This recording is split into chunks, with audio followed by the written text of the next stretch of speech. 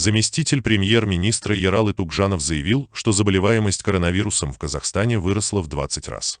Прежде всего, рост заболеваемости вызван активной внутренней и внешней миграцией населения, длительными праздничными днями. Также не последнюю роль сыграли и прошедшие волнения в стране. Есть мнение, что омикрон – это обычная сезонная вирусная инфекция. Заверяю вас, что ни в коем случае нельзя воспринимать данный штамм как обычный грипп. Особенностью штамма омикрон является высокая заразность и повышенный риск повторного заражения. Коэффициент заражения 1 к 5. Он размножается в 70 раз быстрее варианта дельта. Только в последние сутки зарегистрировано 9700 случаев. Заболеваемость коронавирусной инфекцией за последний месяц выросла в 20 раз, заявил Тугжанов на брифинге. Он уточнил, что такого суточного числа заболеваний не регистрировалось за весь период пандемии. Вся страна, за исключением Туркестанской области, находится в красной зоне.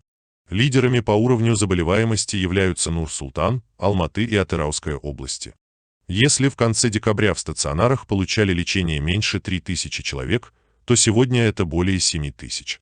Количество пациентов, получающих лечение на уровне поликлиник, также увеличилось.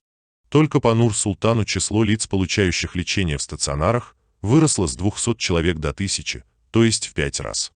Данная ситуация приводит к большой нагрузке на систему здравоохранения, заключил Тугжанов.